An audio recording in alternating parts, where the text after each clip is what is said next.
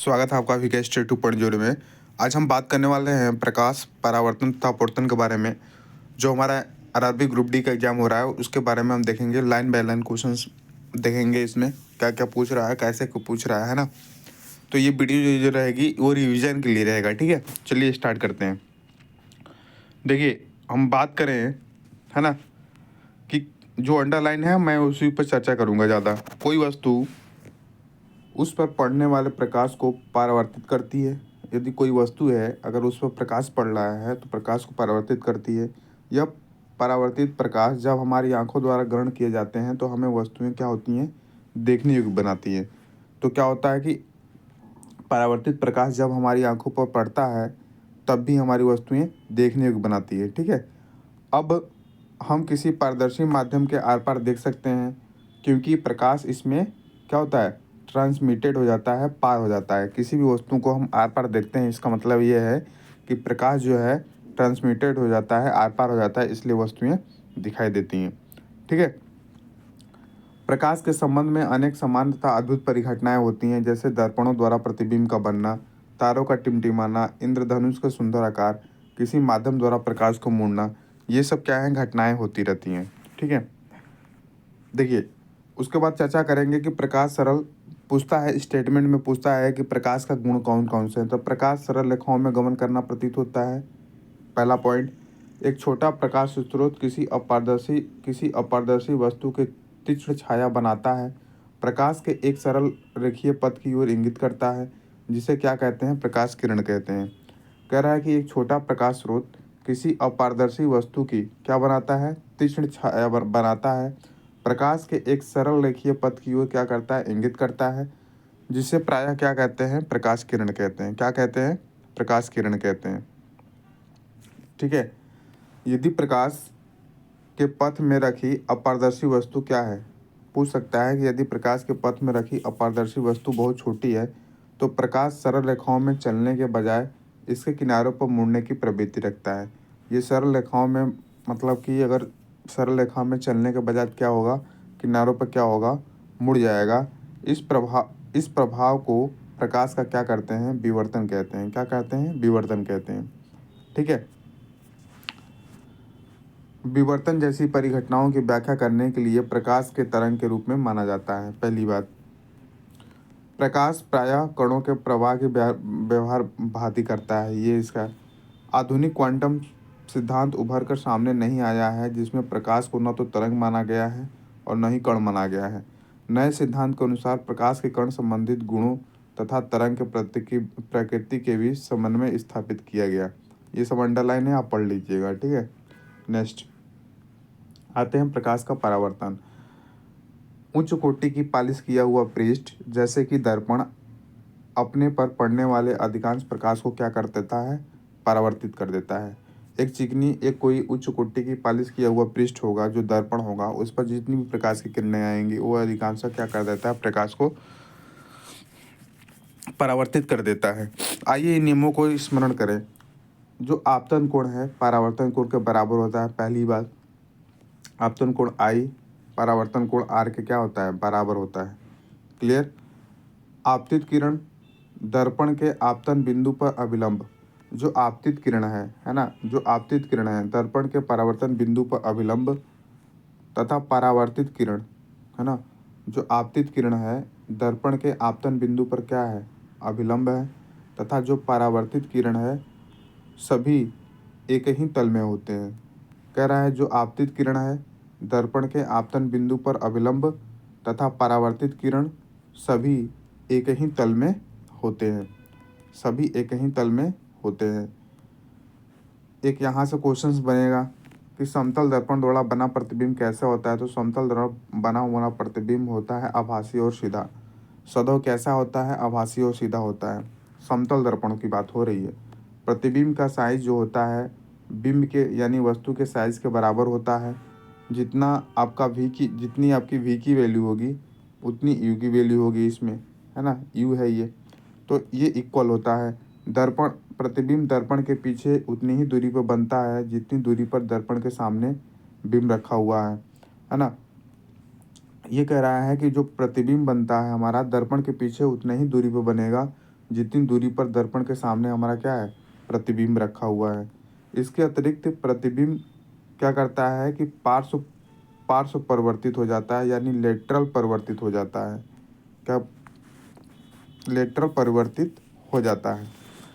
यदि परावर्तित पृष्ठ वक्रित हो तो प्रतिबिंब कैसा बनेगा, इसके बारे में चर्चा करेंगे। तो अवतल दर्पण की हम बात करेंगे। पहले देखिए, कुछ देख लीजिए। जैसे कह रहा है कि वक्रित होता क्या, जैसे चमकदार चम्मच का वक्रित पृष्ठ एक वक्रित दर्पण की भांति क्या है, माना जाता है। सबसे अधिक उपयोग में आने वाले सामान्यतः वक्रित दर्पण का प्रारूप है गोलीय दर्पण। इस प्रकार के दर्पणों के परावर्तक पृष्ठ किसी गोले का पृष्ठ का एक भाग माना जाता है। ऐसा दर्पण जिनका परावर्तक पृष्ठ क्या है, गोलीय है, ऐसा ऐसा दर्पण ऐसा दर्पण जिनका परावर्तक पृष्ठ क्या है, गोलीय है, गोलीय दर्पण कहलाते हैं, है ना, गोलीय दर्पण कहलाते हैं। गोलीय दर्पण के बारे में बात कर लेते हैं। तो गोलीय दर्पण का परावर्तक पृष्ठ क्या होता है, अंदर की ओर या बाहर की ओर वक्रित होता है, दोनों हो सकता है। ठीक है, पृष्ठ जो है अंदर की ओर बाहर की ओर हो सकता है। गोलीय दर्पण जिसका परावर्तक पृष्ठ अंदर की ओर हो, गोले के केंद्र की ओर हो, उसे बोलते हैं अवतल दर्पण, है ना। और वह गोलीय दर्पण जिसका परावर्तक पृष्ठ बाहर की ओर वक्रित हो, उसे बोलते हैं उत्तल दर्पण। बिल्कुल, चम्मच का अंदर की ओर वक्रित भाग लगभग अवतल दर्पण होता है, और चम्मच का जो बाहरी भाग उभरा हुआ भाग होता है, उत्तल दर्पण होता है। ये भैया मेरे सब अंडरलाइन किया हुआ है, आप इसको एग्जाम में देख कर जाइएगा, रिवीजन करके जाइएगा। ये मैं फास्ट करवा रहा हूँ, आपका रिवीजन ही करवा रहा हूँ। ठीक है, रिवीजन ही करवा रहा हूँ। गोलीय दर्पण के परावर्तक पृष्ठ होते हैं ना, केंद्र परावर्तक पृष्ठ के केंद्र को दर्पण का क्या कहते हैं, ध्रुव कहते हैं। यह दर्पण के पृष्ठ पर क्या होता है, दर्पण के पृष्ठ पर स्थित होता है। ध्रुव को प्रायः पी से डिनोट करते हैं। ध्रुव को प्रायः किससे डिनोट करते हैं, पी से डिनोट करते हैं। ठीक है, गोलीय दर्पण का परावर्तक पृष्ठ एक किसका भाग होता है, गोले का भाग होता है। इस गोले का केंद्रीय गोलीय दर्पण का वक्रता केंद्र कहलाता है। क्या कहलाता है, वक्रता केंद्र कहलाता है। यह अक्षर सी से निरूपित किया जाता है। यह अक्षर सी से निरूपित किया जाता है। कृपया ध्यान दें कि वक्रता केंद्र दर्पण का भाग नहीं है। कृपया ध्यान दें कि वक्रता केंद्र जो है दर्पण का भाग नहीं है। यह परावर्तक पृष्ठ के बाहर स्थित होता है ना। यह परावर्तक पृष्ठ के बाहर स्थित होता है। अवतल दर्पण का वक्रता केंद्र परावर्तक पृष्ठ के सामने स्थित होता है, और उत्तल दर्पण में यह दर्पण के परावर्तक पृष्ठ के पीछे स्थित होता है। किसकी बात हो रही है भैया, मेरे वक्रता केंद्र दर्पण का ये भाग नहीं है। परावर्तक पृष्ठ के ये क्या होता है, बाहर स्थित होता है। कब, जब अवतल दर्पण की बात करेंगे। अवतल दर्पण में क्या होता है कि यह परावर्तक पृष्ठ की क्या होता है, बाहर स्थित होता है ना। और वक्रता केंद्र जो है परावर्तक पृष्ठ के सामने स्थित होता है। परावर्तक पृष्ठ की क्या होता है, सामने स्थित होता है। या उत्तल दर्पण में यह दर्पण के परावर्तक पृष्ठ की क्या होता है, पीछे स्थित होता है। गोलीय दर्पण का परावर्तक पृष्ठ जिस खोखले गोले का भाग होता है, उसकी त्रिज्या जो होती है दर्पण की वक्रता त्रिज्या कहलाती है। क्या कहलाती है, दर्पण की वक्रता त्रिज्या कहलाती है। इसे कैपिटल आर से निरूपित किया जाता है। किससे निरूपित करते हैं, तो कैपिटल आर से निरूपित किया जाता है। ठीक है, पीसी की दूरी वक्रता त्रिज्या के बराबर होती है। मैं एक अभी समझाऊंगा डायग्राम, उसके माध्यम से इसको समझिएगा। ठीक है, चलिए, ये जितनी सारी दिया हुआ है।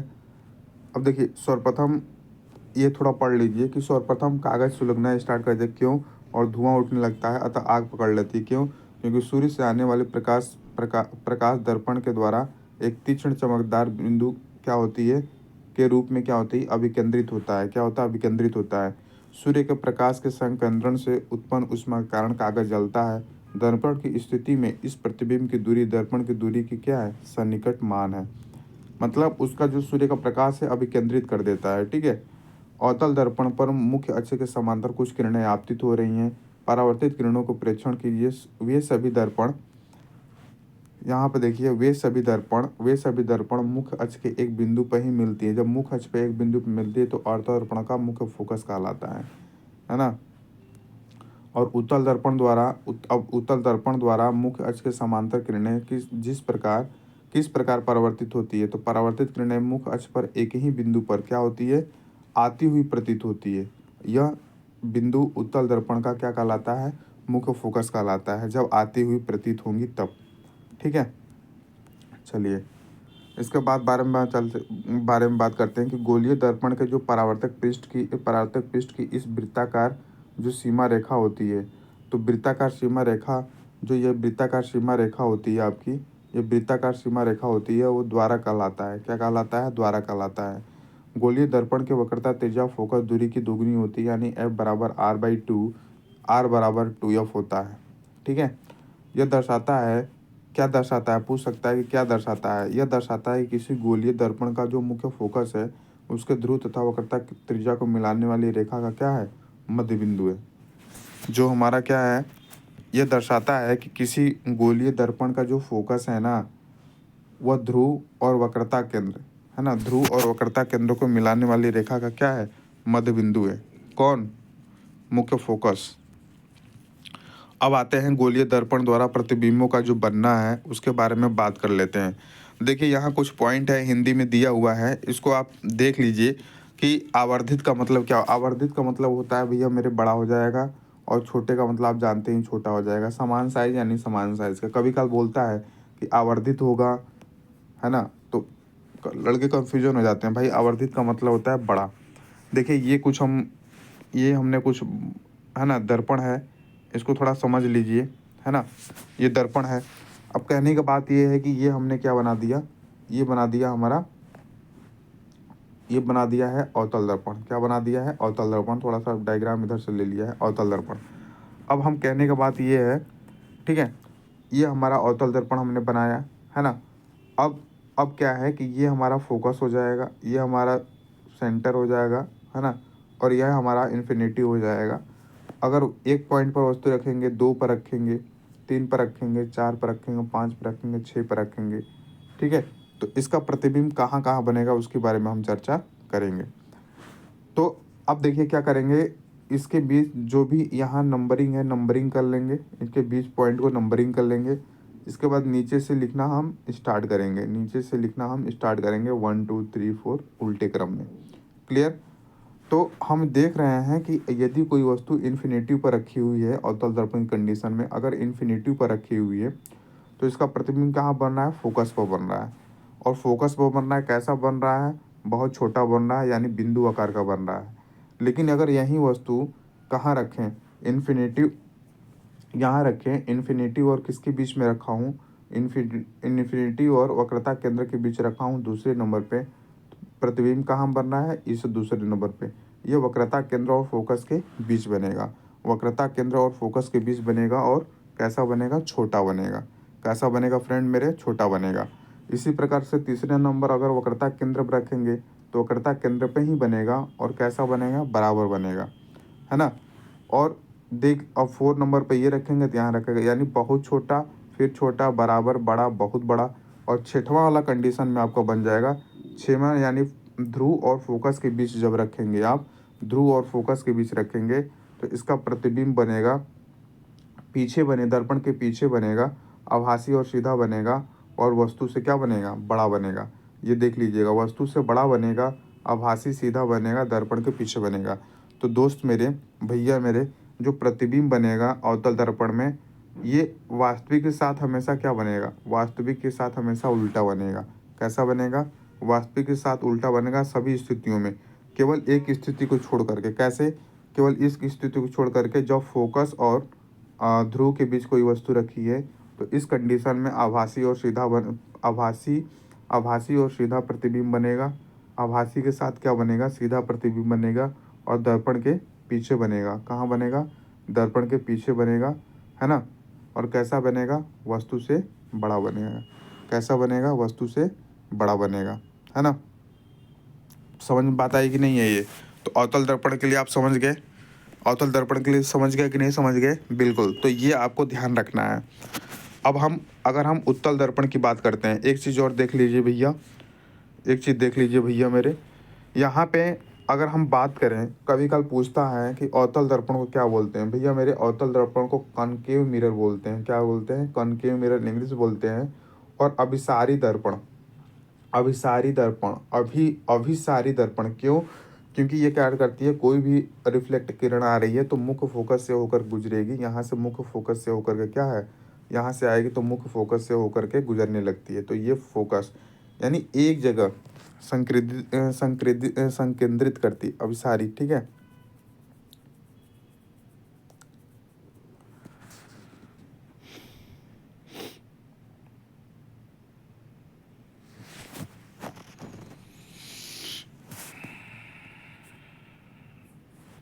चलिए अगर हम उत्तल दर्पण की अगर हम बात कर लेते हैं फ्रेंड मेरे, अगर उत्तल दर्पण की अगर हम बात कर लेते हैं तो उत्तल दर्पण की अगर हम बात करते हैं तो उत्तल दर्पण में दो ही स्थितियां हमारी बनती हैं। कब? जैसे हमारा ये उत्तल दर्पण है, ठीक है, उत्तल दर्पण हो गया, है ना। ये हमारा परावर्तक पृष्ठ हो गया उपरावर्तक पृष्ठ। देखिए ये हमारा पोल है ना, और ये हमारा इन्फिनिटी है।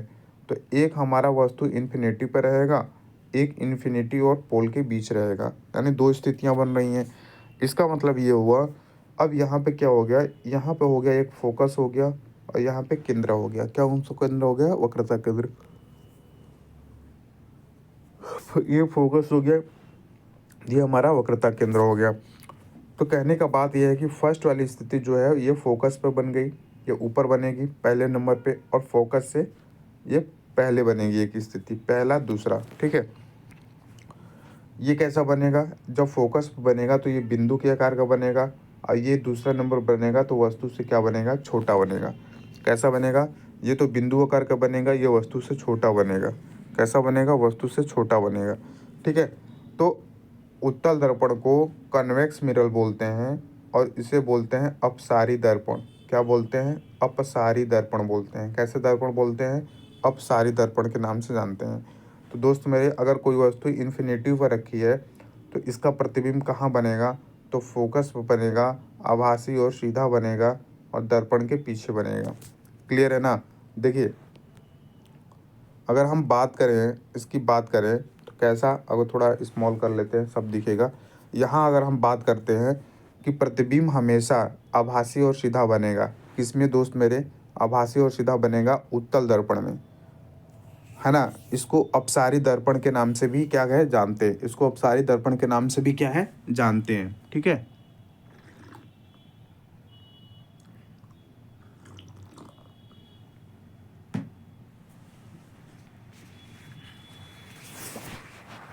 क्लियर हो रही बात? यदि दूसरी स्थिति क्या बनेगी, इन्फिनिटी और पोल के बीच अगर हम दूसरी स्थिति रखते हैं तो ये क्या कहाँ बनेगा, ये पोल है ना, ध्रुव और किसके बीच? फोकस के बीच बनेगा, और वस्तु से छोटा बनेगा, आभासी और सीधा बनेगा, लेकिन दर्पण के पीछे बनेगा। इस बात का ध्यान रहे। क्लियर हो रही है बात? आपको नहीं हो रही है? आपको बात क्लियर हो रही है इसकी? ये वाली बात क्लियर हो रही है? बताइए, ये वाली बात क्लियर हो रही है कि नहीं हो रही है? हो रही होगी आपको, ठीक है। ये वाली बात क्लियर हो रही है कि नहीं हो रही है? हो रही होगी। चलिए, तो ये स्थितियां हैं आपकी, ठीक है। ये आपकी क्या है? स्थितियां हैं। आप ध्यान रखिएगा। अब पूरा आपका क्वेश्चन हो जाएगा। देखिए ये जितना सारा दिया हुआ है ना, आप जा करके देखिएगा कि कैसे बन रहा है। अगर मान लीजिए यहाँ कंडीशन कह रहा है कि कैसे बनेगा, तो दोस्त मेरे कैसे बनेगा ये वाला? बताइए, आप बताइए। देखिए यहाँ पे ये कैसे बना है। हम कह रहे हैं कि ये कैसे बनेगा। अगर अनंत पर रखे थे तो फोकस पर बना था, अत्यंत छोटा बना था, बिंदु साइज का, वास्तविक उल्टा बनेगा। केंद्र से परे, यानी केंद्र से परे का मतलब होता है केंद्र से परे का मतलब पहले, परे का मतलब पहले, केंद्र से परे, केंद्र से परे जब बनेगा, मतलब केंद्र से जब पहले बन जाएगा, ठीक है, परे, तो फोकस और केंद्र के बीच बनेगा, छोटा बनेगा, वास्तविक उल्टा बनेगा। केंद्र पर होगा तो केंद्र पे ही बनेगा, समान साइज का, वास्तविक उल्टा बनेगा। ये सब सेंटर और केंद्र और फोकस के बीच है, तो ये क्या बनेगा? सेंटर से परे बनेगा, सेंटर से परे बनेगा। विवर्धित बड़ा बनेगा, वास्तविक का उल्टा बनेगा। एक ही कंडीशन होगी जब आपका किस पर बनेगा, ध्रुव और फोकस के जब बीच बनेगा तो दर्पण के पीछे बनेगा। एक ही कंडीशन होगी, बड़ा बड़ा बनेगा, आभासी और सीधा बनेगा। जब एक ही कंडीशन है 6 नंबर वाला पॉइंट पे जो आपको समझाया हुआ है। क्लियर है, हो रही है कि बात नहीं हो रही है ना। अब देखिए कहने का बात ये है कि ये आपका जो हो गया आपका, है ना, ये हो गया आपका अवतल दर्पण। और यहाँ पे जो हो गया, मैं थोड़ा सा सही बनाता हूँ, ये हो गया आपका, एक हो गया अवतल दर्पण। ठीक है, अब यहाँ से जो हमारी ये मुख्य एक्सिस है, ये हमारा हो गया पोल, ये हो गया हमारा फोकस, और ये हमारा हो गया सेंटर, और ये हो गया हमारा इन्फिनिटिव। क्लियर है। तो सी से परे अब मान लीजिए यहाँ पर स्थिति रख रहे हैं 1 2 3, है ना, 4 5 6 यहाँ पर रख रहे हैं। तो हमने बोला था कि यहाँ से स्टार्ट करना है 1 2 3 4 5 और 6 यहाँ पीछे बन जाएगा, बताए थे इसमें। अब कह रहा है कि सी से परे, भैया मेरे सी से परे यानी इस सी से पहले रखेंगे। सी से क्या रखेंगे, परे का मतलब पहले, है ना। तो सी से पहले रखेंगे यानी इस पर रखेंगे, सी से परे। तो ये कहाँ बनेगा, ये अरे सॉरी, ये दूसरा नंबर वाला कहाँ बन रहा है, दूसरा नंबर वाला यहाँ बन रहा है। भैया मेरे इन दोनों के बीच अगर रखेंगे, सी से परे का मतलब पहले, यानी इन दोनों के बीच अगर रखेंगे दूसरा नंबर, तो दूसरा नंबर किसके बीच बनेगा, सी और एफ के बीच बनेगा। तो यहीं एफ और सी के बीच बन रहा है। ठीक है, तो जो हमने बताया है उसको आप रिवीजन करिएगा। ठीक है, सी से परे, परे मतलब पहले कह लीजिए, सी से परे। अब देखिए यहाँ कह रहा है सी से परे बनेगा। तो भैया मेरे एक चीज़ बताओ, ये हो गया हमारा उत्तल दर्पण हो गया, है ना, ये मुख्य एक्सिस हो गया, ये हमारा हो गया पोल, है ना, ये हो गया फोकस, ये हो गया सेंटर, ये हो गया इन्फिनिटी। तो कह रहा है कि सेंटर और एफ के बीच रखते हैं।